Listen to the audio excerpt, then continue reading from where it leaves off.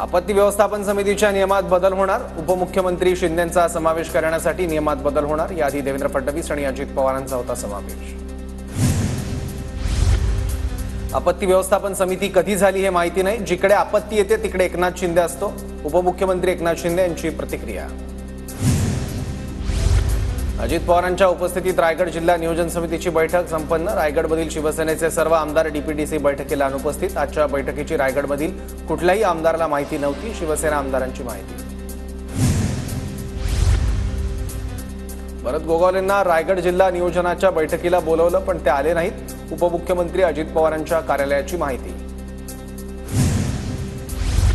रायगडच्या डीपीडीसीची बैठक अजित पवारांनी कालची बैठक आज ठेवली। रायगडावर कार्यक्रम असल्याने आज बैठकीला गेलो नाही।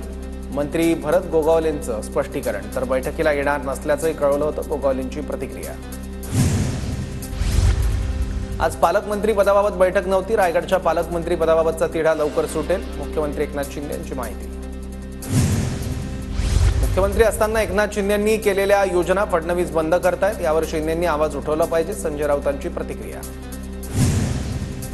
रायगडच्या पालकमंत्री पदाचा तिढा लवकरच सुटेल आणि मंत्री भरत गोगावलेच रायगडचे पालकमंत्री होतील असा आम्हाला आत्मविश्वास आहे। आमदार महेंद्र थोरवेंकडून विश्वास व्यक्त। नाशिकच्या नियोजन बैठकीत सुहास कांदेंनी पदाधिकाऱ्यांना धारेवर धरलं। 14 फेब्रुवारीला नाशिकमध्ये शिंदेंच्या आभार सभेचं आयोजन। जास्त संख्येनं शिवसैनिक आणण्यासाठी सज्जड धाव। परभणीच्या प्रकरणावरून आव्हाडांनी मोर्चा काढावा। सुरेश धसांचं आव्हान। तर अक्षय शिंदेंचं गुणगान गाणाऱ्यांकडे काय अपेक्षा ठेवणार? धसांची आव्हाडांवर टीका। अक्षय शिंदेंचा एन्काउंटर नाही तर खून झाला हे मी नाही तर कोर्ट म्हटलं। सुरेश धस यांच्या टीकेला जितेंद्र आव्हाडांचं उत्तर। जितेंद्र आव्हाडांना फक्त रॉकेट टाकण्याचं समजतं का? सुरेश धस यांचा सवाल। मुख्यमंत्र्यांनी परभणी प्रकरणी पॉझिटिव्ह बाजू घेतली आहे। धस यांची प्रतिक्रिया। सोमनाथ सूर्यवंशींना न्याय देण्यासाठी मोर्चाच का काढायचा? लाखोंचे मोर्चे पाहिल्याशिवाय सरकार न्याय देणार नाही का? जितेंद्र आव्हाड यांचा सवाल। धाराशिव पुण्याच्या मोर्चात मी सूर्यवंशींबद्दल बोललो। माझ्या अपूर्ण वाक्यावरून ट्रायल चालवली जाते। व्हायरल व्हिडिओवर सुरेश धसांचं स्पष्टीकरण। लॉंग मार्च का थांबवला? सूर्यवंशी कुटुंबाचा सुरेश धस यांना सवाल। लॉंग मार्च मुंबईपर्यंत जाऊ द्यायला हवा होता। येत्या दिवसात उपोषण करणार सूर्यवंशी कुटुंबाचा इशारा। धनंजय मुंडेंविरोधात मुख्यमंत्र्यांना पर्सनल नंबरला पुरावे पाठवले। मुख्यमंत्र्यांनी आज तरी धनंजय मुंडेंचा राजीनामा घ्यावा। धनंजय मुंडेंच्या राजीनाम्यावर अंजली दमानी यांची प्रतिक्रिया। हत्येतील सर्व आरोपी वाशीच्या हद्दीत गाडी सोडून पळाले होते। पोलिसांना माहिती हवं होतं। संतोष देशमुखांच्या हद्दीतील नव्या सीसीटीव्हीवरून धनंजय देशमुखांची प्रतिक्रिया। महादेव मुंडेंच्या पत्नी कुटुंबीय पोलीस अधीक्षक कार्यालयात दाखल। नियोजित बैठकीसाठी पोलीस अधीक्षक नवनीत कामत कार्यालयासमोर महादेव मुंडे कुटुंब मात्र पोलीस अधीक्षकांची भेट घेण्यावर ठाम। बीडमध्ये 127 शस्त्र परवाने रद्द। पोलिसांच्या प्रस्तावानंतर जिल्हाधिकाऱ्यांची मोठी कारवाई। शस्त्र परवाना रद्दचा आकडा 500 वर जाण्याची शक्यता। पोलीस अधीक्षक नवनीत कामत यांचा दणका। बँकॉकच्या दिशेनं गेलेला माजी आरोग्यमंत्री तानाजी सावंतांचा मुलगा ऋषिराज पुण्यात परतला। ऋषिराज सावंत 2 मित्रांसह खासगी विमानानं बँकॉककडे निघाला होता। त्यासाठी त्याने 69 लाख रुपये खर्च केल्याची माहिती। सावंत कुटुंबात कोणताही वाद नाही। ऋषिराज व्यावसायिक कारणासाठी बँकॉकला जात होता। 2 दिवस बाहेर चाललो असं सांगून फोन बंद केल्यानं कुटुंबीय काळजीत पडलं होतं। ऋषिराज सावंतांच्या मोठ्या भावाची प्रतिक्रिया। तानाजी सावंतांच्या मुलासाठी सरकारनं जीवाचं रान केलं। मात्र 60 दिवस झाले तरी संतोष देशमुख हत्या प्रकरणातला एक आरोपी मिळत नाही। सुप्रिया सुळेंची टीका। गरिबांची मुलं परिस्थितीला गांजून फलाटावरून निघून जातात। श्रीमंतांची मुलं बँकॉकला पळून जात आहेत। तानाजी सावंतांचा मुलगा बँकॉकला गेल्यावरून राऊतांचं वक्तव्य।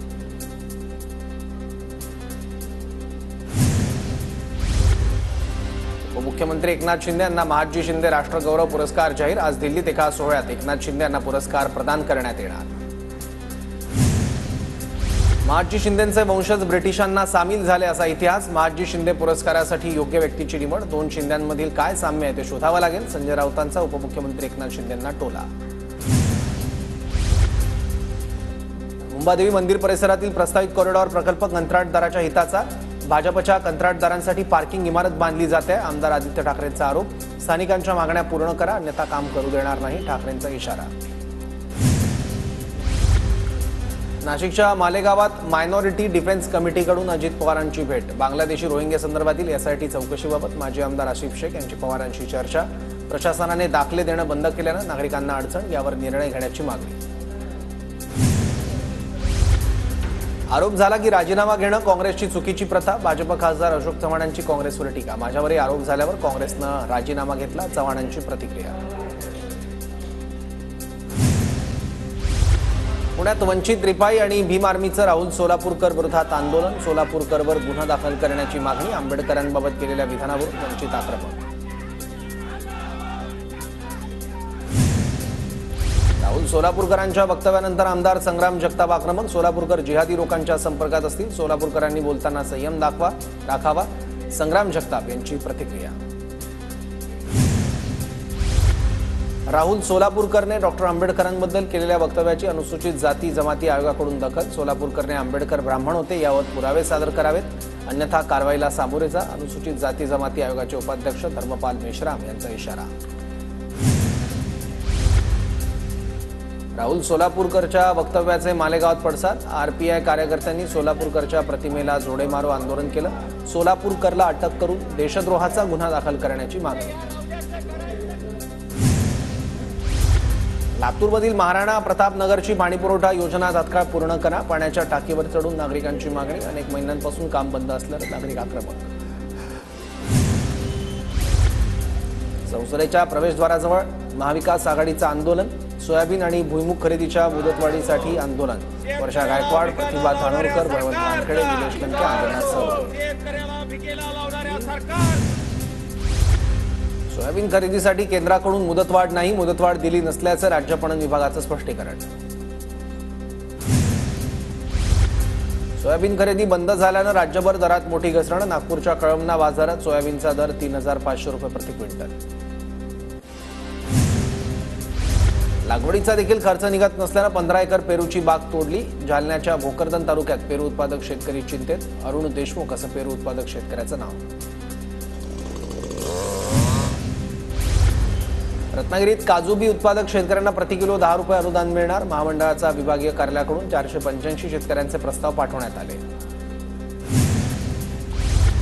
कोबीला भाव नसल्यानं नाशिकच्या येवल्यात शेतकरी चिंतेत. कोबीच्या शेतात शेतकऱ्यांना शेळ्या आणि मेंढ्या सोडल्या. बुलढाण्याच्या शेगावमध्ये शालेय शिक्षण राज्यमंत्री पंकज भोयर यांची परीक्षा केंद्राला भेट. 12वीच्या परीक्षेचं कॉपीमुक्त अभियानाची भोयर यांच्याकडून पाहणी. नंदुरबारमध्ये 12वीच्या परीक्षा केंद्राबाहेर ड्रोनच्या माध्यमातून नजर. जिल्ह्यातील 28 परीक्षा केंद्रांपैकी 6 संवेदनशील परीक्षा केंद्रांवर प्रशासन दक्ष. रत्नागिरीच्या लांजा नगरपंचायतची मुदत संपली. निवडणूक होईपर्यंत प्रशासक नगरपंचायतीमधील निर्णय घेणार.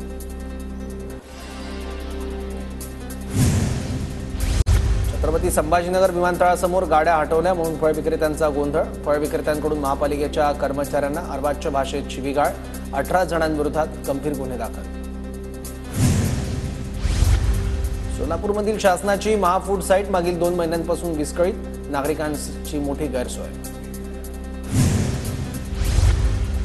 पिण्याच्या पाण्याच्या कूलरवर पाय ठेवून पाणी काढण्याचा पुणे विद्यापीठातील धक्कादायक प्रकार. पुण्यात जीबीएस रुग्णांची संख्या वाढत असतानाच विद्यार्थ्यांच्या आरोग्याशी खेळ. नंदुरबारमध्ये गेल्या 9 वर्षांपासून 2 यमनच्या नागरिकांचं बेकायदा वास्तव्य. व्हिसा नसताना मदरशात बेकायदा वास्तव्य केल्याचं उघड. अक्कलकुवा पोलीस ठाण्यात गुन्हा दाखल, चौकशी सुरू. पुण्याच्या रविवार पेठमधील फडके हौद चौकालगत झाड कोसळलं. जीवितहानी नाही, 3 दुचाकींचं